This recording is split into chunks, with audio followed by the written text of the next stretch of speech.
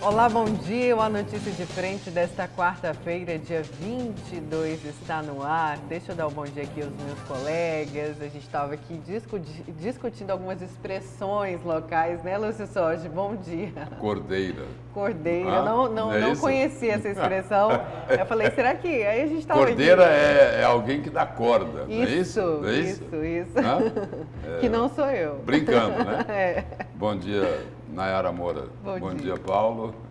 Bom dia a você que nos honra com a sua companhia. Bom dia, Paulo. Tudo bem? Ótimo. Com cordeiro ou sem cordeiro, a gente vai hoje com notícia de frente. E bom dia a você que se liga também aqui no A Notícia de Frente. A gente está a postos para trazer aqui à baila, à tona, os principais acontecimentos das últimas 24 horas, vamos chamar assim. Isso mesmo, aqui você fica muito bem informado e também pode participar, pode dar a sua opinião também. Ali, ó, o WhatsApp do A Notícia de Frente, você já tem salvo, está no cantinho da sua tela. Se não salvou, corre, já salva no celular ou naquela boa e velha agendinha que eu tenho certeza que muita gente ainda tem guardada em casa. E eu quero começar indo para o GD, o portal Gazeta Digital, para falar dos casos da Covid-19 aqui no estado.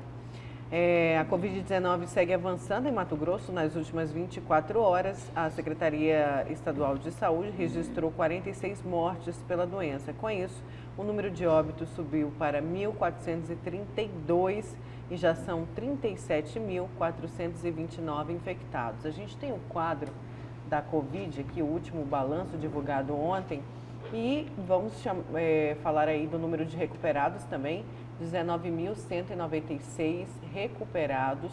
E olha só, taxa de ocupação da UTI diminuiu bastante, hein? Temos aí 61 leitos de UTI disponíveis do SUS. Isso já traz um certo alívio para a gente, não é isso? E com esse número, é lógico que a gente vai falar mais sobre essa flexibilização, sobre decretos. Será que pode abrir? Lembrando que termina quinta-feira, Lúcio? A quarentena imposta pela Justiça é quinta-feira, não é? Hoje é o último dia dessa quarentena em Cuiabá e Várzea Grande. Termina amanhã, meia-noite, né? Isso. Então a cidade amanhã já deve ter alguma informação do que vai acontecer. Será que diante desse número mais baixo de ocupação de UTI, será que a Justiça pode voltar a reabrir muito os pequeno serviços ainda. não essenciais? 61 UTIs é um número muito pequeno diante da demanda, não é? E eu sempre cito a questão da judicialização, porque há pedidos aí que tiveram o aval da Justiça e estão só aguardando aí. A pergunta que eu faço, e eu não consegui entender, gostaria de entender, é de onde surgiram essas, ontem era o quê, 19, 20? Essas tantas que apareceram aí nos últimos... Porque assim, desocupação houve, foi de pessoas que não resistiram, foi de quê? Foram de novas UTIs que foram inauguradas? É que aumentaram UTIs aqui em Cuiabá, né? Teve um aumento aí depois de um longo e tenebroso verão, né? É inverno. Foram aquelas 20, né? Então? Eu quero entender. Aumentaram as UTIs aqui foram em Cuiabá aquelas 20 e o governo também anunciou que aumentou o número de UTIs no interior. Também depois de um longo tempo, não é isso? E o seguinte, a Nayara falava aqui de flexibilização, Paulo. Tem dois segmentos aí que poderão ser flexibilizados dependendo aí dos prefeitos, né? Academia? Porque as academias e os salões de beleza, o governo parece que a informação é de que incluiu no decreto lá do governo do estado de que esses dois setores, esses dois segmentos passam a ser considerados aí como serviços essenciais. E aí é preciso colocar o seguinte, né? Se o salão de beleza pode funcionar, ok? Se as academias podem funcionar, os proprietários dos restaurantes vão perguntar, e aí, nós não podemos funcionar? Essa é a pergunta. Eu citei aí os donos de restaurantes para ilustrar a observação, né?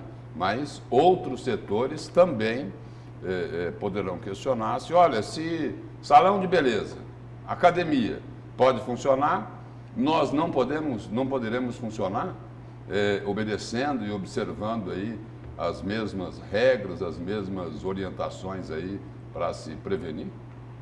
O questionamento é critérios. Que critérios o governo colocou à mesa para chegar a esse denominador aí, que academias e salões diferem-se dos demais segmentos aí ao ponto de terem a liberação para funcionamento. Eu não entendo. Porque... Pois não, Paulo. Não, eu não entendo, porque se academias, porque é saúde e tal, salão de beleza é saúde, só financeira apenas, porque se o cara ficar desempregado, ele vai ter problemas realmente, mas assim como todos os demais segmentos vão ter problemas se não reabrirem as suas portas. Vamos então para essa matéria na verdade não é matéria, eu digo na academia, só para complementar, porque é o seguinte, salão de beleza também, mas mais academia. Academia, eu digo pelo seguinte, na academia, tudo bem, quebraram aí, já 70 academias tiveram que fechar, né? É uma crise gigantesca. Tudo mal, né? No caso. Aí, a crise que também está em outros setores. Agora, lá na academia, a tendência de aglomeração é grande. Não só de aglomeração. É o seguinte, por exemplo, tem equipamento lá, não tem? Aí é o seguinte, aí a Nayara vai lá, pegou um peso, fez a musculação dela e aí?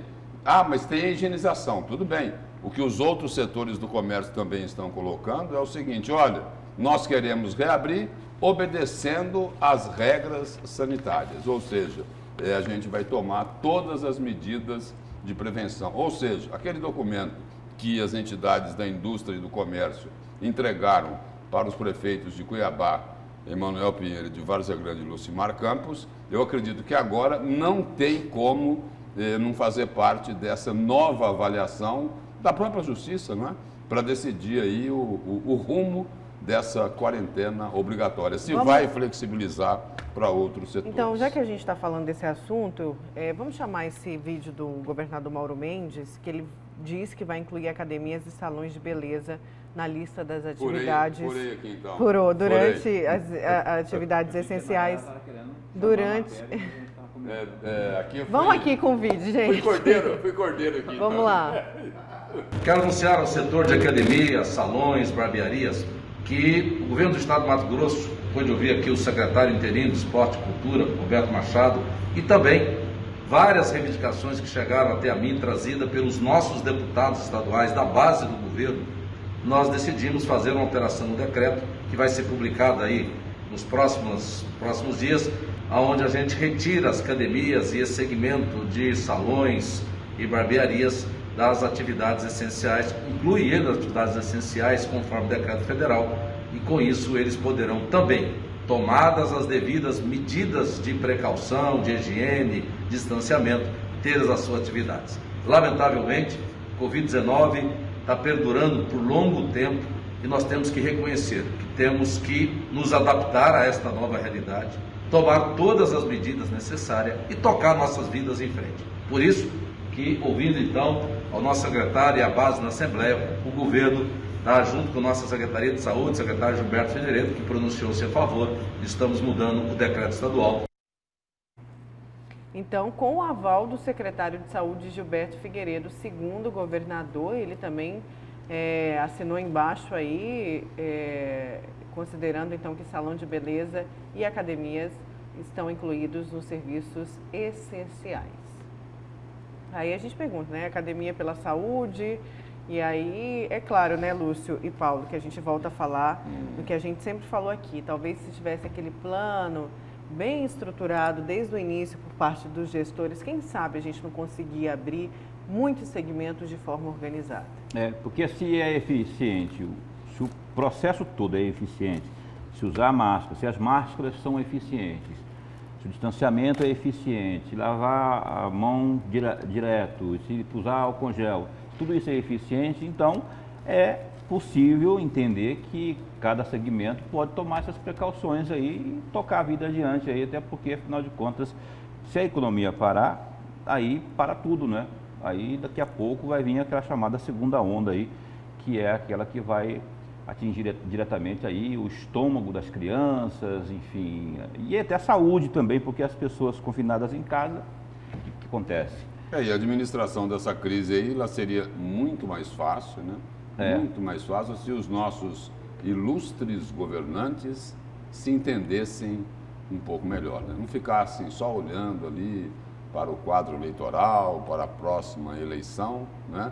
Se eles se preocupassem com o problema que está se colocando diante deles. Mas, infelizmente, não foi assim e não está sendo assim.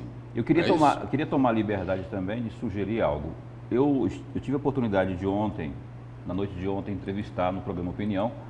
Eu e o professor Lorenberg entrevistamos o diretor de comunicação do Sindmed, Adeildo Lucena. Criticou exatamente isso que o Lúcio está falando aí, a falta de sintonia, de sincronismo entre governador e prefeito e governador, que isso atrapalhou e continua atrasando muito. Eu quero sugerir o seguinte, lá na página da TV Pantanal no Facebook tem a entrevista completa, ali mais na metade, no final ele fala exatamente sobre essa questão, criticando inclusive que a questão do planejamento é um desfalque realmente, foi uma falha cometida por ambos. E tem um detalhe que eu queria também citar aqui, que ele falou, que me chamou minha atenção, que foi o seguinte: o governo está montando essa central de testagem, né, ali na Arena Pantanal, não é? Triagem. E o Adeildo está dizendo que a questão dos testes propriamente, esses testes rápidos aí, são dinheiro jogado fora, porque não são eficientes tal como são os chamados PCRs. Então, vale a pena dar uma olhadinha lá, que é muito forte isso que o diretor do Sindmed disse. E eu queria só aproveitar, Nayara, aí o que o Paulo Coelho colocou sobre essa questão aí relacionada aí, ao Sindmed, né, aos médicos, à medicina, para trazer aqui uma denúncia gravíssima, mas grave. Sabe as clínicas de hemodiálise, Nayara? Sim. Né? Que a pessoa que tem necessidade de fazer hemodiálise, ela enfrenta muitas dificuldades de saúde. Muito bem. No interior não tem problema nenhum com essas clínicas. Porque é o seguinte, porque aí, como a gestão delas não é plena, é o governo do estado que remunera, que paga o serviço prestado por essas clínicas de hemodiálise para o Sistema Único de Saúde. Mas aqui em Cuiabá é diferente. Aqui é gestão plena. E quem paga, quem remunera essas clínicas de hemodiálise é a Prefeitura de Cuiabá. Paga sim, vou corrigir. Não está pagando. Deveria pagar. Não está pagando, olha só o absurdo. As clínicas de hemodiálise aqui de Cuiabá, que atendem pelo SUS, pelo Sistema Único de Saúde, estão com 2, 3 meses praticamente desses pagamentos atrasados. Quase 3 meses. Espera aí, a Prefeitura de Cuiabá já recebeu esse dinheiro do Ministério da Saúde. Ela está fazendo o quê com esse dinheiro? O que é que a Prefeitura de Cuiabá está fazendo com esse dinheiro para ficar segurando o pagamento das clínicas de hemodiálise? Por que é que não está pagando? Gente, não foi por isso que fechou a Santa Casa? Não foi por isso que fechou a antiga Santa Casa de Misericórdia, que deu uma crise danada, né? Muita gente ficou sem atendimento, criou problema para os funcionários lá da antiga Santa Casa. E agora é o seguinte, essa história não é nova. Olha, essa grave história não é essa nova. denúncia, hein? Grave. Não, sim, Gravíssima. é isso, é gravíssima essa denúncia, gravíssima essa denúncia. E aí é o seguinte, vão resolver? Por que é que não estão pagando? A Prefeitura tem que se explicar. Por que é que não estão pagando as clínicas de hemodiálise aqui de Cuiabá? Se estão com o dinheiro, por que é que não pagam? Ou então, o que é que estão fazendo com esse dinheiro? Vamos atrás dessa resposta urgente, na verdade, dessa solução, porque é muito paciente. Eu tenho um pai que faz hemodiálise, que hoje está comigo, e é uma vida dura, viu, do paciente que faz hemodiálise. E essas clínicas são extremamente humanizadas, todas com profissionais que estão ali para cuidar, porque é uma extensão da casa da pessoa. A pessoa vai ali 3 vezes na semana, fica 3 horas dentro de uma clínica, 4 horas dentro de uma clínica, e isso não pode acontecer, é inadmissível. Olha, nossa, a gente tem que até respirar com algumas coisas, né? Quando se trata de saúde, realmente, olha... vamos aqui à participação do nosso telespectador, aqui do A Notícia de Frente. Bom dia, Nayara. A feirinha do Poção até hoje não foi autorizada a funcionar. Em razão dela ser pequena, nunca houve aglomeração. O pessoal comprava e ia embora. Faz muita falta para o nosso bairro. É o Valmor do Poção participando aqui com a gente. Estamos com um probleminha com o WhatsApp para colocar na tela? Daqui a pouco a gente coloca então a participação do nosso telespectador. Eu só quero fazer um complemento. Sobre esses dois setores que entraram como serviços essenciais para no decreto do governo. Salões de beleza e academias de ginástica. E aí, não avaliaram outros setores por quê? Essa é a pergunta. E aí é o seguinte, e um questionamento. Os salões de beleza e as academias de ginástica entraram como serviços essenciais no decreto do governo, que não se preocupou com outros setores. Por quê? Por quê, hein? Porque nesse segmento de salões de beleza e academias de ginástica vai se atender uma grande parte da elite? Será que é isso? A pressão. Não, será que é isso? Será que é isso? Será que é o seguinte? Será que aí é para atender mais as classes A e B? Tudo bem, não são apenas as classes A e B que frequentam salões de beleza e academias de ginástica.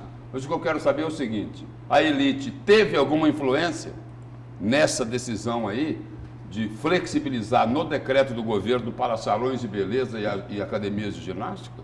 Olha, não estou contra os salões de beleza e nem as academias de ginástica, né? Estão enfrentando muitas dificuldades. Então, muitas dificuldades, mas por que não avaliaram outros setores, né? Outros setores, por exemplo, você acabou de falar da feirinha, né? Pessoas com menor poder aquisitivo precisam daquilo ali, né? Para poder colocar comida na mesa. A agricultura familiar, por exemplo, está parada por conta disso, que as feirinhas não estão funcionando e que são aonde reverberam ali todas as demandas que vêm da agricultura familiar, né? Quer dizer, é uma cadeia que vai esticando, que se não houver essa flexibilização do trabalho, vamos ter problemas seríssimos daqui a pouco. Vamos saber os destaques de vocês. Qual que vai ser o seu, Lúcio? Meu destaque é o seguinte, foi divulgada nesta terça-feira a informação de que a pandemia não impactou na arrecadação aqui de Mato Grosso. E aí a informação é de que a arrecadação aqui de Mato Grosso teve um crescimento de 4% no segundo trimestre deste ano, se comparado ao mesmo período do ano passado. E a gente lembra também o seguinte, não é, Paulo e Nayara, de que o governo do estado está recebendo 1 bilhão e 300 milhões de reais do governo federal para fazer face, né? Para compensar as perdas da arrecadação. Então é o seguinte, não perdeu a arrecadação. Aqui está colocando que teve um crescimento de 4% no segundo trimestre deste ano. E aí tem uma cutucada forte no governo do estado, que vem lá do Ministério Público. O procurador lá geral do Ministério Público, o promotor José Antônio Borges Pereira, coloca o seguinte, olha, se não tem queda na arrecadação, reduzir o 10º é oportunismo. Meu destaque é esse. Certo, e o seu, Paulo? Eu fico pensando, eu estava vendo o Lúcio falar aí, a gente pensa, né, vai viajando nas informações e vê realmente o destino do dinheiro, né, que vem e não se sabe para onde que vai, já que está tendo arrecadação. Meu destaque, digníssima, é que é o seguinte, o PSDB está estreando na Lava Jato, especialmente falando aqui da situação do José Serra, senador da República, que no dia de ontem, ele teve um mandado de busca e apreensão no gabinete dele, também na casa, no apartamento dele funcional lá em Brasília. O Ministério Público Estadual, juntamente com a Polícia Federal, não é, após uma decisão judicial da Justiça Eleitoral, foram cumprir mandados de busca e apreensão lá em Brasília, no apartamento funcional do Zé Serra e também no gabinete do senador. No apartamento, ok, mas quando chegou no gabinete, Davi Alcolumbre, que é o presidente do Senado, pôs o pé na porta e disse: não, aqui vocês não entram. Como não entraram os agentes da Polícia Federal. Para isso, Davi Alcolumbre acionou quem? José Dias Toffoli, que esse fim de semana aí teve um acidente doméstico, bateu a cabeça, mas está tudo bem com ele, ao ponto, inclusive, de canetar uma liminar dizendo o seguinte: está proibida a busca e apreensão no gabinete do Zé Serra. E eu vou discorrer sobre isso, trazendo, inclusive, uma ligação que eu denomino como 2 pesos, 2 medidas. Serve para Chico, mas não serve para Francisco. 2 operações em 15 dias aí, vindas lá do Supremo Tribunal Federal, e que cada uma teve um desfecho diferente. Aqui os senadores, só complementar aqui, Nayara, rapidinho, senadores, deputados federais, deputados estaduais, esses bacanas, entre aspas, eles se acham acima da lei. Eles entendem o seguinte, que eles sim, são cidadãos de primeira categoria. E o resto é cidadão de segunda, terceira, quarta, quinta categoria. Porque, espera aí, por que é que não podia entrar no gabinete do José Serra lá? Porque é o seguinte, ele não tinha que ser o Supremo a decidir isso não, porque ele é senador, porque o crime que está sendo investigado Caixa 2. é de um outro cargo que ele não ocupa mais. Então é o seguinte, é justiça comum. E aí é o seguinte, é muito bom acontecer isso, porque às vezes a gente é cobrado aqui, né? Ah, vocês ficam criticando o Bolsonaro. Já foi em cima do Lula, né? Preso lá por receber propina, não é? E agora é o seguinte, agora estão cortando as asas dos tucanos, né? Primeiro foi Aécio Neves, depois Geraldo Alckmin e agora José Serra. Olha, vamos falar agora do caso Isabelle Ramos. Ontem, a mãe da jovem que foi morta com um tiro no rosto, supostamente acidental, pela melhor amiga, prestou depoimento na delegacia especializada do adolescente. E o repórter Bruno Pinheiro vai trazer mais informações para a gente agora ao vivo da DEA, porque tem mais depoimentos previstos para hoje, não é isso, Bruno?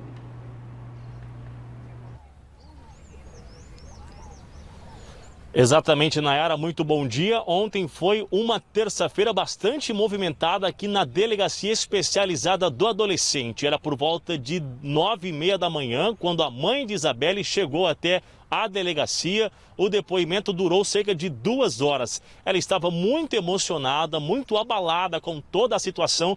Nós tivemos a oportunidade de ouvir a mãe de Isabelle Ramos, que acabou sendo morta no último dia 12 em um condomínio de luxo aqui na capital. Uma das revelações que chamou a atenção da nossa equipe, segundo a mãe de Isabelle, a família de Marcelo Sestari, que é o responsável da outra menor que atirou contra Isabelle, até agora não realizou nenhum contato com essa mãe de Isabelle, né? Nem uma chamada, nem uma mensagem, mesmo eles morando no mesmo condomínio. Agora, durante esta reportagem, essa entrevista, ela revelou ainda outras informações de como está se sentindo neste momento. Veja.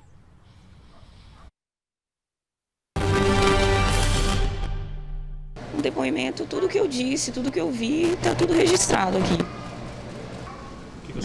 A polícia está conduzindo a investigação.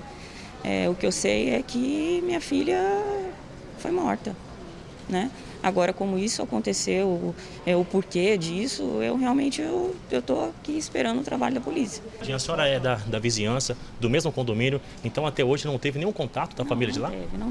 Não teve nenhuma explicação, não teve um pedido de desculpa, não teve um porquê disso tudo. Eu só estou aguardando agora a investigação da polícia mesmo. E a senhora acha que se tivesse essa reconstrução seria muito melhor para avaliar? É super importante, é essencial essa reconstrução do crime. Essa informação que ligaram para a senhora só depois de 1, 2 horas? Não, ninguém me ligou, A senhora ficou sabendo e foi até o local? Não, ninguém me ligou, eles bateram na porta da minha casa. A senhora acredita que seja realmente esse um acidente? Se foi um acidente, eu não sei, mas a polícia vai investigar e eu estou certa de que Deus vai revelar toda a verdade. Só rapidinho, a sua filha tinha amizade com essa jovem, ela já sabia que ela tinha arma de fogo, que ela usava arma na casa?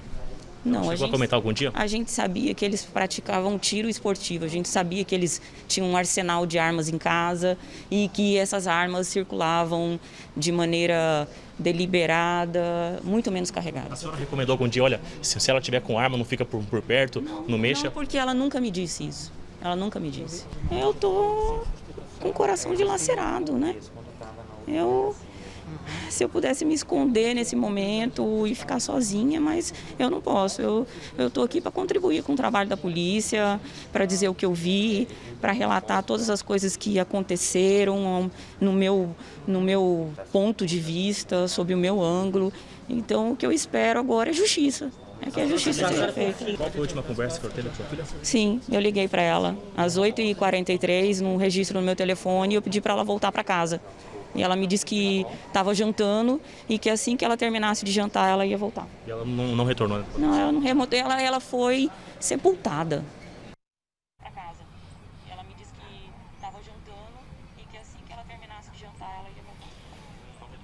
Realmente é uma situação muito complicada. Esse depoimento, ela é muito abalada ainda. E o que chama a atenção nisso tudo é que não houve nenhuma explicação do outro lado sobre a família da jovem que atirou. Ela mesma relatou que já tinha informação que dentro desta casa havia esse arsenal de arma de fogo, mas Isabelle nunca revelou se a outra jovem usava as armas durante essas confraternização nesta residência. Hoje, na quarta-feira, há uma expectativa de mais 2 depoimentos. Agora, um vizinho da família que acompanhou durante esse acontecimento e a mãe da jovem de 14 anos que atirou acidentalmente, segundo a justiça. Esses depoimentos estão agendados entre 9 e 10 horas da manhã. Nós vamos continuar acompanhando. Agora, sobre Marcelo Sestari, o juiz João Bosco Soares da Silva emitiu uma determinação que dentro de 5 dias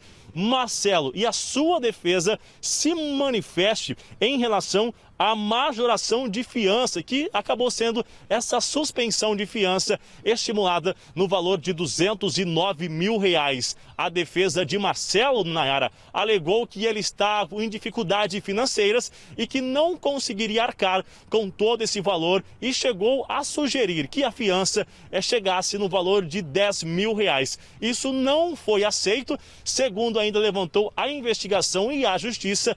Todo o investimento de Marcelo está avaliado em R$10 milhões. Ainda segundo a investigação, em nome de Marcelo, eles conseguiram localizar aeronaves e veículos de luxo também em nome de Marcelo Sestari, que alega dificuldade financeira ao chegar a essa fiança de R$209 mil. Então a gente aguarda esses novos depoimentos. Ontem havia uma expectativa de que o laudo já fosse divulgado, não foi divulgado, mas uma informação de que já tem a certeza que o disparo acidental ele foi realizado de curta distância, o que dá a entender que elas estavam uma ao lado da outra. Uma outra informação também divulgada ontem, que essa semana ainda deve acontecer uma reconstituição. Inclusive, a mãe de Isabelle, ela afirmou durante essa entrevista que não acredita numa versão de acidente e que essa reconstituição realmente vai explicar o que aconteceu na noite do dia 12, já que ela só ficou sabendo que a sua filha estava morta 1 hora depois desse ocorrido, mesmo morando no mesmo condomínio. Então, é uma história que está agora ganhando força, segundo informações aqui. Antes de ontem, todos os depoimentos são em relação a todo o material que foi localizado dentro da residência. Agora, a segunda etapa é ouvir o que de fato aconteceu, ou seja, aí já entra na reta final de chegar à conclusão de qual forma que Isabelle, de 14 anos, que sonhava em ser médica, acabou sendo morta dentro de casa. Nayara. Obrigada, viu, Bruno, pelas suas informações. Esse caso, olha, chocou o Brasil, né? Deixa a gente estarrecido. E, Nayara, essa reconstituição aí pode ajudar a responder uma dúvida crucial que foi levantada pelo advogado Hélio Nishiyama, que é o advogado da empresária Patrícia Ramos, mãe da Isabelle, que perdeu a vida, né? Que foi assassinada lá, pelo que se diz até aqui, de forma acidental. Ele diz o seguinte: olha, eu quero entender, nós precisamos entender as circunstâncias do disparo. Ele diz o seguinte: olha, a versão que foi apresentada não é crível. Esse termo crível é do delegado, é do advogado Hélio Nishiyama. Ele diz o seguinte: não é crível porque ela disse que se desequilibrou. Espera aí, desequilibrada e o tiro foi na cabeça? Quem está fazendo o questionamento é o advogado Hélio Nishiyama, aí para ele dizer o seguinte: olha, eu quero entender as circunstâncias do disparo, né? E aí, sobre essa questão aí da fiança, né, da fiança de R$209 mil, o que o juiz aí está solicitando do empresário Marcelo Sestari, do advogado dele, a manifestação que o juiz está solicitando foi o que cobrou o desembargador. O desembargador só não confirmou, o Rondon Bacil foi esse? Me parece que foi ele, né? Ele só não confirmou a fiança de 200 mil porque lá na ação, no processo, não tinha uma manifestação da defesa do empresário Marcelo Sestari. Mas aí é o seguinte, aí vão perguntar para ele também, não é? Olha, tem dificuldades, mas o senhor não contratou aí um dos advogados mais caros de Cuiabá, né? Um advogado que é competentíssimo, Ulisses Rabaneda, e pela qualidade profissional dele, os honorários dele também não são baratos. Caríssimos. Né? Não são baratos. Eu acredito o seguinte, eu não tenho tabela nenhuma desses advogados, não é? Entendeu? Mas eu acredito o seguinte, que vai ficar muito mais caro do que essa fiança que foi arbitrada pelo juiz aí de R$209 mil. Vamos para o intervalo então, na volta tem mais. Deixa eu dar tempo de uma participaçãozinha aqui, olha só. Eliankin mandou aqui para a gente: bom dia, bancada. No linguajar cuiabano, cordeiro, denominação de quem gosta de dar corda. Conheço muita gente, viu? Como que é o nome dele? Eliankin. Eliankin. Exemplo, não vai no papo dele, porque ele é cordeiro. Olha, esse dele eu vou dar nome aos bois. Nome aos bois, chama-se Wilson Coité. Não, e o seguinte, para continuar aí nessas expressões, né, Coité? Aqui a gente ouve também outras expressões, né? Cordeiro é esse, né? Fica dando corda, né? E aí é o seguinte, tem também o corneteiro, né? O corneteiro, esse eu já ouvi. Tem o corneteiro. Os dois você já ouviu falar isso? É porque o outro não tinha ouvido ainda, não é?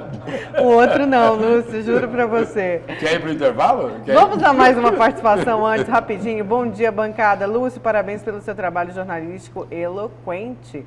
Apresentado aí, assisti você responder o pessoal lá de Várzea Grande. Ontem vi o governador Mauro Mendes parabenizando o senador que não foi eleito. Uma prática criminal eleitoral da mesma forma da senadora Selma. Crime eleitoral, anota aí. Sou Benedito de Diamantino. Um abraço, pessoal de Diamantino aí participando. Jovenil também participando aqui com a gente. Muita gente hoje mandando mensagem para a Notícias de Frente. Obrigada, gente, por todas as participações. Obrigado aí, Benedito, pela deferência. Vamos para o intervalo. Na volta tem mais participação, tem mais a Notícia de Frente, muita informação para você. Não saia daí.